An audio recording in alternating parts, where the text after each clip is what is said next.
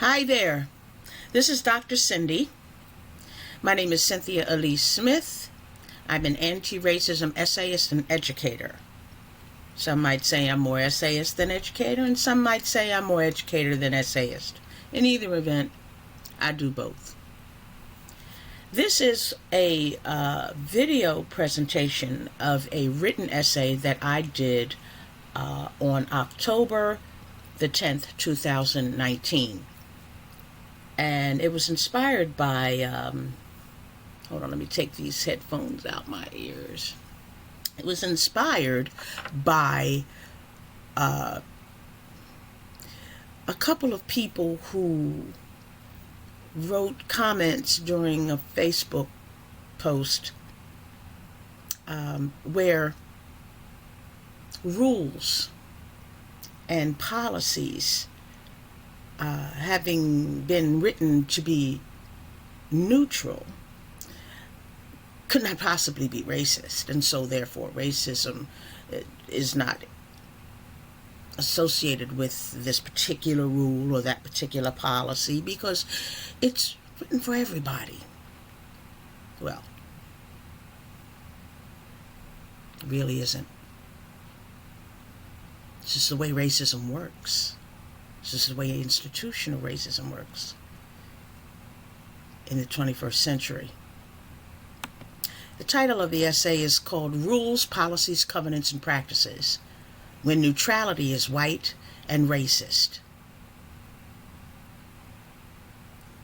By all conceivable accounts of this nation's history, this 21st century is different, but it is also very much the same.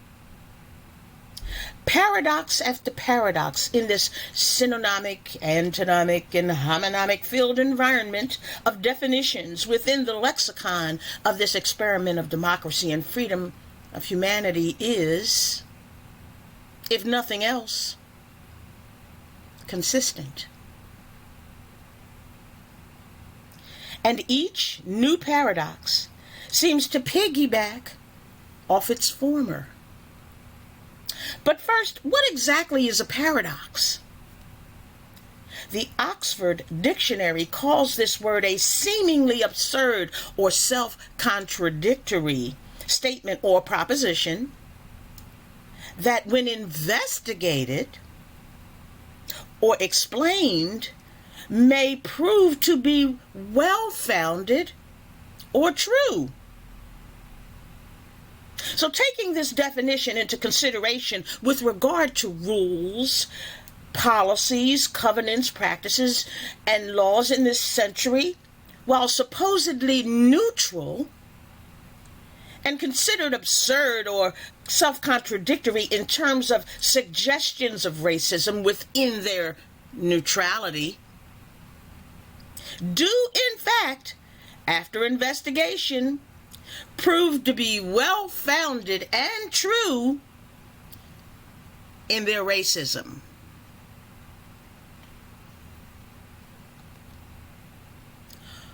One striking example is the effort by the International Gymnastics Federation,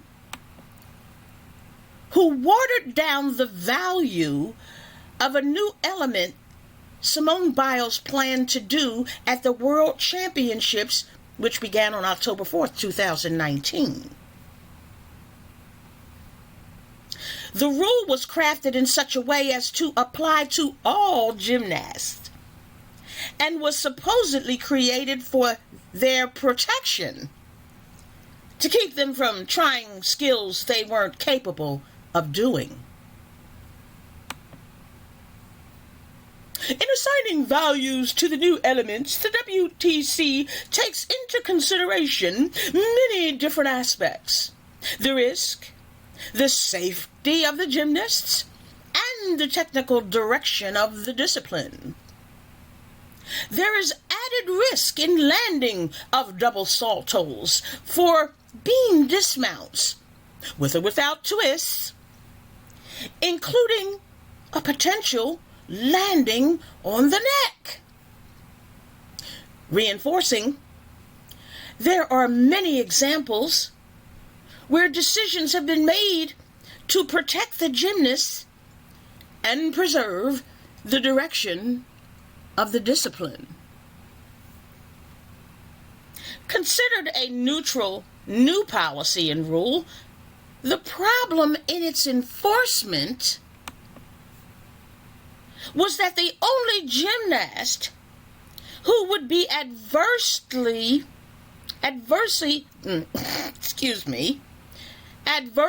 affected by it was Simone Biles herself. They had designed the rule in order to keep Simone at a particular level in her scoring, because the other gymnasts, while world class, couldn't compete with her ever-rising level of performance. And despite all of that, despite the boundaries that were placed in her way, she still broke records, tied records, and won awards. It would certainly appear that this neutral rule and practice could be considered a prima facie instance of racial discrimination, while still providing that cover of plausible deniability. In another instance of neutrality rules, two articles, one on October the 7th and one on October the 8th, 2019, called into question a rule that effectively took away an 8-year-old child's right to take a school photograph.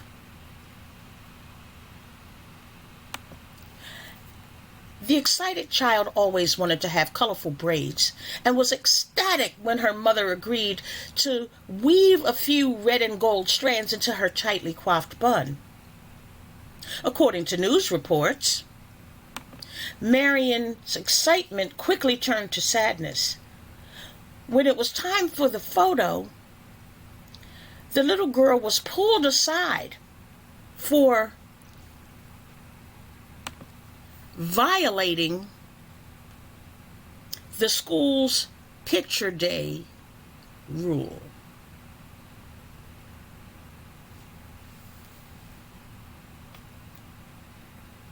Marion had to stand in the hallway while everyone was taking pictures. They said she could not represent the school.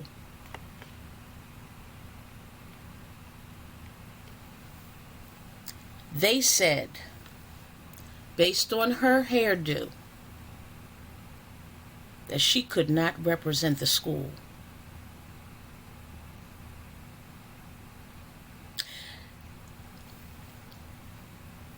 The parent and student handbook states that hair must be of natural tones. The student handbook also gives guidelines for headbands, noting that acceptable choices include solid white, navy, hunter green, or black. Acceptable choices. Acceptable choices. So they covered all the bases. But look at this little girl's hair. This is more like an adornment, not a hair dye. So they decided that she could not represent the school.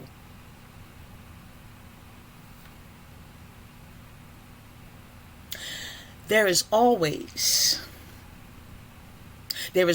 enough plausible deniability, which makes it so difficult today So difficult today for black people to prove discrimination. And this is not by chance. The original Civil Rights Act and provisions within were designed to provide respite. They were designed to provide reparative remedies and even litigious relief if necessary. For example, policies and rules relating to employment were originally relatively enforceable through the Equal Employment Opportunity Commission, or the EEOC. The onus was on the employer to prove non-discrimination. However, through years and years of watering down and cutting away by the likes of people like Clarence Thomas, present Supreme Court judge, and the longest running head of the EEOC under President Ronald Reagan from the years 1982 to 1990, these policies and rules were made more neutral, and thus rendered any hope for any meaningful change to a negligible blip in history.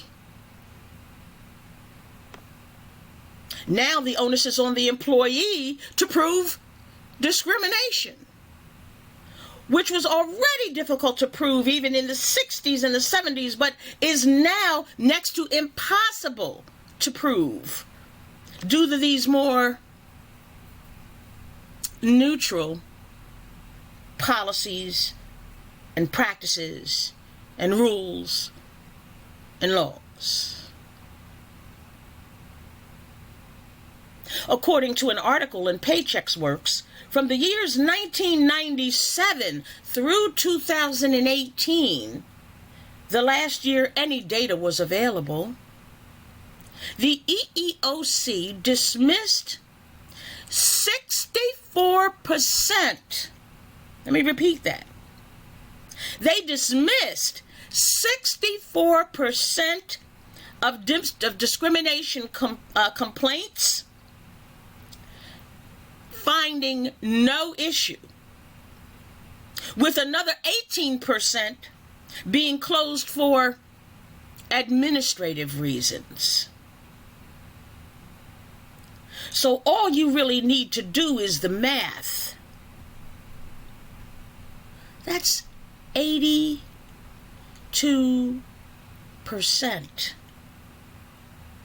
That's 82% of the cases brought to the EEOC from 1997 through last year, which is the last year that data was available.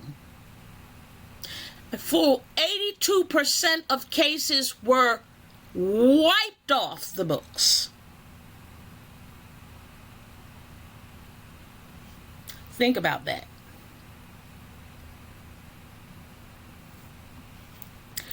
Now I'm going to give you a few facts. I've already given you a bunch of facts, and I'm going to give you a few more that relate to the period of time that this pertains to. A little historical context. The fact is, the post-racial colorblind era from Nixon on into this century created enough plausible deniability to make it very difficult for black people to prove and fight against discrimination. Black people see it, feel it, know it, and fight it every day. And still, there are reasons made manifest as justification for why racism is not involved. Oh, I don't think racism has anything to do with this. That's not about race. Race is not involved in everything, and everything is not racially motivated, and you name it, we've heard it. This is not happenstance, people. This is and was a thoughtfully contrived set of circumstances, setups, rules, you name it, but it was thoughtfully contrived as a counter to the civil rights legislation of the 60s. Let me say that again. This was thoughtfully contrived as a counter to the civil rights legislation of the 60s and has become standard practice. Overt expressions were not legal anymore. But you best believe ways were found around the laws and the policies and the covenants and the regulations and the rules. Much like the colorblind paradox during the post-racial period, where the word white as color and substance of being virtually disappeared from the lexicon of the white liberal United States, assimilation of black people inadvertently assisted in the replacement of whiteness and white as definitions of white people in favor of more euphemized terms such as mainstream, natural, normal, neutral, and nude.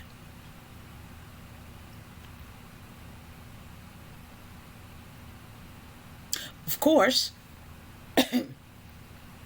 the changes in how white people were perceiving themselves coincided with simultaneous changes of how black people were being seen. So to break this down, because whiteness as a state of being had virtually disappeared and was substituted with these euphemized terms, in the meantime, changes in the way that black people were being seen was also taking place. So these changes in how white people were perceiving themselves coincided with the simultaneous changes in how black people were being seen, as content of character leaned in and engulfed the black community with characterizations reminiscent of the rhetoric during the period of Woodrow Wilson. Characterizations like criminal, thug, and rapist, and new ones promulgated through the bombardment in the communities with drugs and violence, mass incarceration, and death. Indeed, according to Michelle Alexander, there are more black people incarcerated today than those who were enslaved in 1850.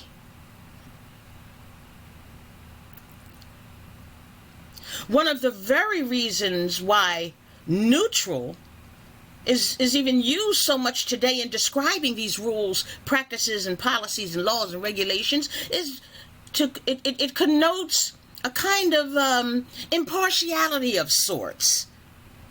Gives that feeling of impartiality. And when used as a noun by white people to describe themselves, it means unbiased. These words were effectively substituted for the word white and the association with the word and its color, white. But it didn't stop there.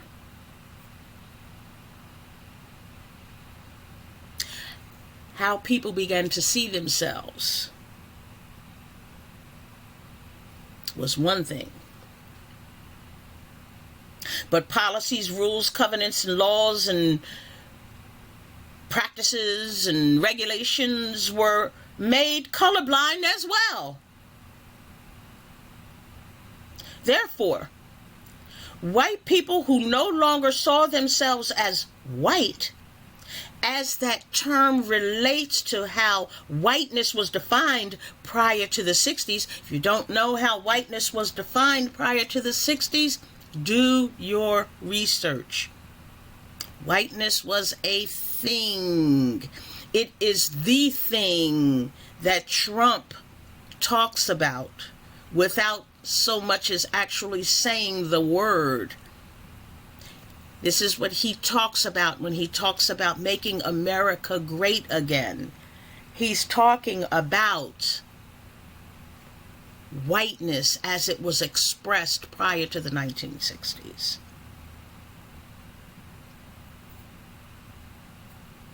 So, these people, these white people, who saw themselves not as white anymore, but as normal, neutral, natural, and if undressed, nude people, were also conditioned to believe that the policies and rules and practices being put forth were now neutral as well. Black people who were born during the 80s and beyond, if you're born during the 80s and beyond, you have no experiential reference to the struggle. And you're only getting, at best, bleached versions of it. And in a lot of cases, you're being led to your own devices in terms of how the struggle was expressed, and thoughts of unity having been placed in a particular space and time in the past no longer exist in the present. These are the things that black people born during the 80s and beyond grew up in that era of colorblindness and MLK's dream, such that many thought and still believe that racism is not only a shared behavioral expression for any race and color, but that racism itself ended. Let me get into that just a little bit. See, part of this whole neutrality thing meant that racism supposedly ended. And that now equality meant, I want you to hear me, equality of the races meant that now black people could be racist too. And why? Because racism is an expression of behavior now. It's not this thing that was done by people in powerful places and spaces that was meant to deny and discriminate. It's what I say to you if your skin is white, or what you say to me if your skin is black, or that type of thing. In fact, the way this thing was playing out and is playing out, you can be black and be told by another black person that you are being racist. Now, how ridiculous is that? Since when? Since when? Since when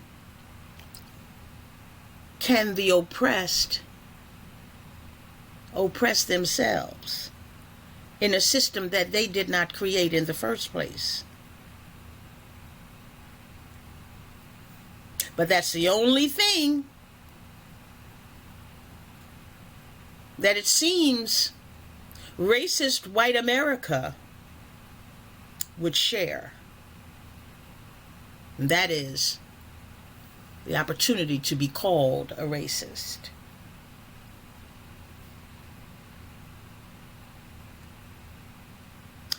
So many still believe that it's not only a shared expression, but that racism itself ended. And by their bootstraps alone, they could and would succeed without barriers. Now, I direct you to Simone Biles and the obvious barrier that they placed in front of her through that neutral rule. I want you to think about that. And then tell me that systemic racism is no longer alive and functioning unabated in this world, let alone this country.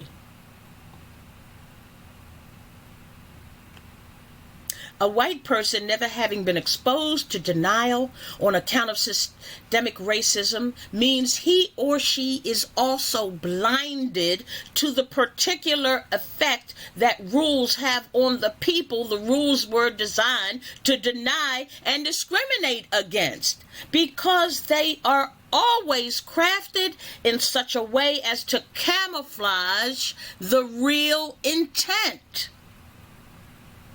And for decades, these neutral rules have been successful in continuing the disparity, segregation, and other forms of discrimination of the past,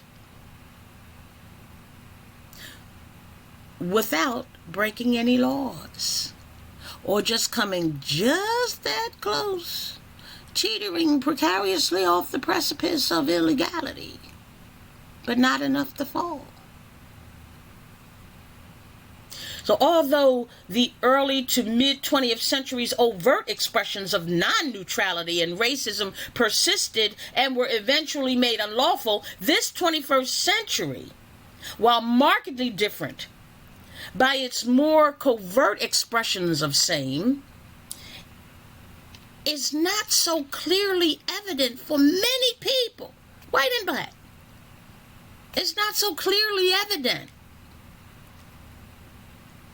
This neutrality of whiteness may have actually served to fool most everybody into believing that racism had indeed ended.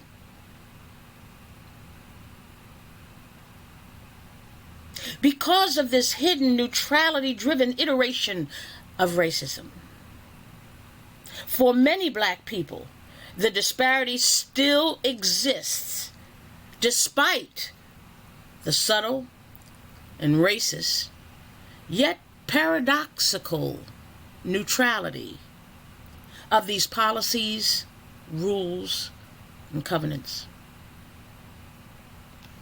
That brings me to the end of this essay. I hope you understand what it's about. I want you to put on your thinking caps, and I need for you to put on your diving suits and take a deep dive. If you need to read it again, read it again. If you need to watch this again, watch it again, so that you understand how neutral became racist. Visit my website. It's at www.celise-writer.com, and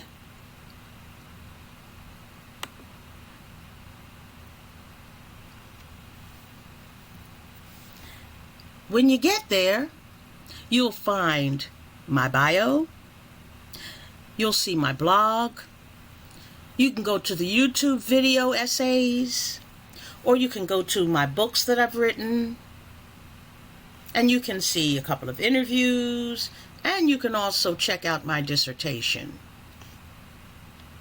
You can even join the family practice on Facebook.